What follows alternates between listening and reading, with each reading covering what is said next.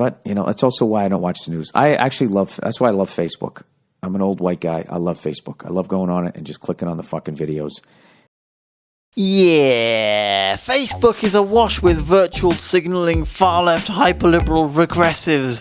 I mean, I am myself a liberal, but Facebook is just, it's just a bit much sometimes. Don't get me wrong, YouTube and Twitter aren't far behind, especially with the recent adpocalypse and mainstream media's ongoing attacks on rising voices in social media. But Facebook have always had a strong political bent with no illusion toward being a platform for free speech, it seems. And I'll try to get a link. I just don't know how to copy and paste that shit, but that guy just totally fucking just making sense and not demonizing everybody over there. What? Bro, what are you talking about, man? Reza Aslan we're talking about there. Reza Aslan. Quote, totally just making sense. I think the reason why people hear Reza Aslan and interpret him as just making sense, despite all of his lies and misrepresentations, is because he's saying what people want to hear. They want it to be true. It's very palatable and means nobody's being offended or having to confront uncomfortable realities about a religion with 1.5 billion followers that perhaps friends and acquaintances belong to. And no one wants to be seen criticising what many people, subconsciously or otherwise, think of as a brown man's religion. It's completely understandable. It's difficult for people to accept these facts without feeling like they are demonising everybody in the Muslim world, most of whom just want to eat sandwiches, as Ben Affleck would say. It's gross, it's racist. No ham, ironically. But we need to get past this. If we can't talk about these problems openly and rationally, looking at statistics and data honestly, then we will never find solutions. The Reza Aslan method is to bury his head in a sandpit of denial and block out any criticism of his religion, Islam, whatsoever. He'll throw the governments of Saudi Arabia under the bus, perhaps, or Iran, easy pickings like that, to look as though he's being objective. But don't you dare criticize his religion. If you do that, he'll attack you personally by denigrating you, calling you unsophisticated, or saying that you get your info from Fox News, implying that you're some sort of mindless zombie. It's Islamic apologia 101, and it's just not an argument. Sort of a guy sitting in his room watching television with a blog has now become a self-described expert on religion. Frankly, when it comes to the topic of religion, he's not very sophisticated in the way that he thinks. By the way, that's because Sam Harris's research methodology is the television. Okay? That's Sam Harris's research methodology. This is not an expert on religion. This is not a man who has done a day of field work. He speaks no biblical or Quranic languages. He's done absolutely no research whatsoever. But there's a reason why I don't write books about neuroscience. Because I don't have an expertise in neuroscience. I write books about what's going on in the Muslim world because I have an expertise in what's going on in the Muslim world. These are people who have the most unsophisticated understanding of religion. Espouses the most basic, uninformed, and unsophisticated views about religion. That, again, indicates the profound unsophistication that you have about this region. Like I said, not an argument, Reza. It's about as intellectual a comeback as if you were to say, yeah, well, you're a big booby pants. Whenever they start talking like that, I swear to God, that's just like, it's unbelievably ignorant, and all that is, that's just big business talking. They're all evil. They're getting the machine going. They're all evil. We got to fucking do all this shit and spend all this fucking money, and then we'll make a ton of money, and when the tab comes along, we're giving it to you guys. Yeah, go fuck yourselves. Sorry, that's just my own view. It sounded there as though you were saying that all negative press about this religion is just a plot by the powers that be to invade Islamic countries and use taxes to start wars for some financial gain, be it getting oil or selling arms and what have you, and that actually Islam is no worse than Christianity. Don't get me wrong, profiteers do exist and arms dealers love a good war, obviously. But Islam is what it is, and facts are facts. Go and look at the data if you don't believe it, Bill. I'll keep saying that. Pew polls, gold standard worldwide statistics on the demographics of the views, opinions and practices of the different religions in societies around the world. And I warn you now, it's not a pretty sight. Reza Aslan only has access to the same information as everyone else, so go straight to the source. When you do, you'll find that it's not even close, not remotely close between religions. So Reza, you don't think that there's anything more, there's the justice system in Muslim countries you don't think is somehow more primitive or subjugates women more than in other countries? Did you hear what you just said? You said in Muslim countries. I just told you that Indonesia, women are absolutely 100% equal to men. And that was a barefaced lie, remember? As I demonstrated earlier. In Turkey, they have had more female representatives, more female heads of state in Turkey than we have in the United States. Okay, the heads of state thing again. But this time, he specifically compares Turkey with USA. First saying female representatives, then correcting himself, saying female heads of state. It comes across as though, prior to the interview, he desperately tried to find some little factoids which he could cherry-pick and use to obfuscate the wider picture. And I think he couldn't quite remember what it was he'd read that made Turkey sound more progressive than the USA. And so he kind of botched it up. But of course, Don Lemon and the other woman from CNN aren't going to know any better. They're just glorified script readers. There are no Christopher Hitchens type journalists at CNN who actually know enough about world politics to call him out on that. So Reza completely gets away with it. So let's look at it. As everyone knows, the head of state in the USA refers to the president, and Hillary Clinton never did quite get to park those wrinkly butt cheeks in the president's chair. Unless Bill Clinton let her have a go when she was First Lady. Or maybe the smell of cigars and sexual fluids put her off. That's so unnecessary. I'm sorry. I'm trying to make a serious point here.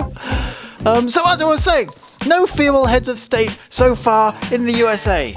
So what about Turkey? Well, in Turkey, head of state also refers to their president, just like the USA. And just like the USA, Turkey has never had a female head of state. More female heads of state in Turkey than we have in the United States. I repeat, there has never been a female president of Turkey. Nor is there likely to be one for a long time if Erdogan has anything to do with it. There was once, for 2 years in the 90s, a female prime minister, but in Turkey that position doesn't hold the same weight or power as, say, the British prime minister. In Turkey, what's called the prime minister is someone who is appointed and can be dismissed by the president and ranks only number 3 on the list of hierarchical order, coming below both the president and the chairman of the Turkish Grand National Assembly. In fact, it is planned that the position of Prime Minister will soon be abolished completely, giving the power-hungry President Erdogan even more control than he already has. But that's just a side note. The point is that Turkey has never had a female head of state. So Reza either doesn't know what the fuck he's talking about and just got it completely wrong, or he's deliberately lying. Take your pick. Even if we look at the first thing he said before he corrected himself, he said representatives before he changed it to heads of state. Well, the USA has had hundreds of females in the House of Representatives over the past century, and dozens in the state Senate. And there are over 20 female senators as we speak. So even using the most charitable interpretation possible of what he said, there is no metric by which Reza is correct here. His entire statement is just pure, unadulterated poppycock. Stop saying things like Muslim countries. Women are still being stoned. And that's to a death. problem for Pakistan. You're So in right. other words, so you let's criticize Pakistan. Yes, let's. What could it be that makes everybody in Pakistan, where 97% of the population are Muslims who follow Islamic-based Sharia law, think it's a good idea to stone women to death? Bearing in mind, they are a fairly young nation, genetically the same as the citizens of India, where that doesn't happen and they only have a 14% population of Muslims. I'll tell you what it is. It's a conundrum, isn't it? I wonder what makes them stone women. It's a mystery. Stoning and mutilation and those barbaric practices should be condemned and criticized by everyone. The actions of individuals and societies and countries like Iran, like Pakistan, like Saudi Arabia must be condemned because they don't belong in the 21st century. Oh, how very brave, Reza. You've condemned Iran, Pakistan and Saudi Arabia, have you? Well, whoopee shit. Even if one was to take action to tackle those theocratic dictatorships beyond your courageous and heroic finger-wagging, well, that would just be playing whack-a-mole with the absolute worst of the worst. It's no solution at all. We need to look at the root cause of what leads societies down the path of totalitarian religious insanity, the connecting tissue, the ideology that binds them together. And that is Islam. It's very measurable. The more closely a society adheres to that religion, the more oppressed and barbaric that society is likely to become. It's like turning a dial. Or, more accurately, a ratchet. But to say Muslim countries as though Pakistan and Turkey are the same, as though Indonesia and Saudi Arabia are the same, as though somehow what is happening in the most extreme forms of these repressive countries, these autocratic countries, is representative of what's happening in every other Muslim country, is frankly, and I use this word seriously, stupid. So let's stop doing that. Stop strawmanning the argument, Reza. No one's saying all Muslim countries are the same. Obviously it's varied, but there's a multitude of problems across the Muslim world, and that is undeniable. For example, if you take the female genital mutilation issue further, and even look at secular countries like France or the United Kingdom, well, the UK currently has an estimated total of well over 100,000 cases of FGM, despite it being illegal. That's a problem that has been imported with Islamic culture and continues to grow as the Muslim population increases. Same in Germany, same in Sweden, same in any European country with a large Muslim population. They all now have a growing number of cases specifically relating, but not limited to, that problem. It's necessary to identify the communities where particular problems arise in order to tackle those problems effectively. That's all that's being proposed. If someone denies that there's a correlation against all the evidence, as Reza Aslan has done here, then they're obfuscating and adding to the problem, or at least making it more difficult to take action for those who do actually care about it, by throwing a lot of obstacles and red herrings in the way of very important, open and honest discourse. Again, these kinds of oversimplifications, I think, only cause more danger. There is a very real problem. ISIS is a problem. Al-Qaeda is a problem. These militant Islamic groups like Hamas, like Hezbollah, like the Taliban have to be dealt with. But it doesn't actually help us to deal with them when instead of talking about rational conflicts, rational criticisms of a particular religion, we instead so easily slip into bigotry by simply painting everyone with a single brush, as we have been doing in this conversation, mind you. Nobody's been doing that, Reza. No one's been saying that ISIS and the Taliban are representative of the entire Muslim community. They do, however, represent ideas supported by a percentage, and that percentage varies depending on the country, but it's never as small as you'd hope for it to be. And for some of the more pernicious beliefs, support for those ideas in various countries is worryingly high. Reza is essentially trying to say, ignore that. If you acknowledge it, you're a bigot. That's all there is to it. Does Islam promote violence? Islam doesn't promote violence or peace. Islam is just a religion, and like every religion in the world, it depends on what you bring to it. If you're a violent person, your Islam, your Judaism, your Christianity, your Hinduism is going to be violent. There are marauding Buddhist monks in Myanmar slaughtering women and children. Does Buddhism promote violence? Of course not.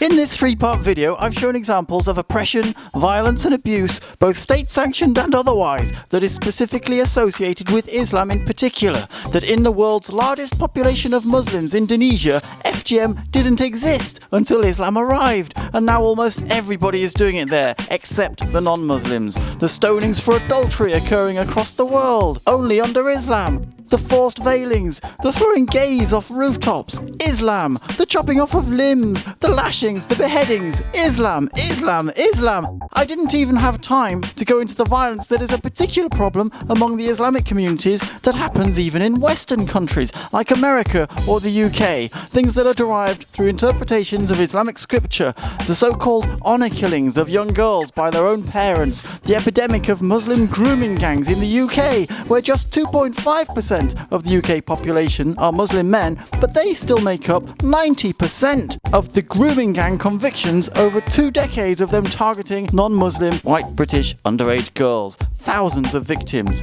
Here is a list of the grooming gang convictions in the UK over the past 20 years, and the ones with a tick on the right-hand side are Muslims. That's thought to be merely the tip of the iceberg. But Reza Aslan, as usual, wants to use smoke and mirrors to divert attention to marauding Buddhists. One of the exceptions that proves the rule, as if numbers and statistics mean absolutely nothing. Why? Because as soon as you look at the numbers, it's impossible not to notice how ridiculously disproportionate they are. Do you want to look at worldwide terrorism over the past few weeks? Years? Is anyone still in doubt of how disproportionate those figures are? Are we really doing this? Okay, well, right then, let's do it. From today, going backwards. Here we are. Islam, Islam, Islam, Islam, Islam, Islam, Islam, Islam, Islam, Islam. Oh! A Mexican drug cartel. Islam, PKK, they're fighting against Muslims. That's Kurdish anti-Turkish government group. 2 of those. And then Islam, Ukrainian militants. PKK again. Communists. Islam, Islam, Islam, Islam. Islam, Islam, Islam, Islam, Islam, Islam. London, not yet known. Yeah, it's 99% likely to be Islam. Islam, Islam, Islam, Islam, Islam. Colombia, they're communists, I imagine. Islam, Islam, Islam. Islam, Islam, Islam, Islam, Islam, Islam. PKK, Islam, Islam, Islam, Islam, Islam. PKK, Islam, PKK, Islam, Islam. Islam, Islam, Islam. Ew, I don't know who they are. Honduras militants. That's some political dissidents of some kind. Islam, PKK, Islam, Islam. Islam, Islam, Islam. Islam, Islam. Islam. Chile. I imagine they're communists. Islam, PKK, Islam, Islam, Islam. Popular Liberation Army. Sounds like more communists. Quite a few communists this month, but it pales in comparison to the Islam, doesn't it? And that was September. Shall we just skim through? You can see it's just an absolute shit show across the entire world with terrorism right now. The vast, vast majority of it is Islamic. But Reza wants you to draw attention to that one incident of Buddhists and say, see, it's all the same. People are violent or peaceful, and that depends on their politics, their social world, the way that they see their communities, the way they see themselves. But if he's saying that it's not religion influencing people to act this way, and that those people are just inherently like that, isn't that even more bigoted than calling out the scriptures and archaic religious teachings that inform their beliefs and inhibit civil progress? Ain't nobody got time for that. Well, this video was long. Long like my schlong. And now it's time to pull out.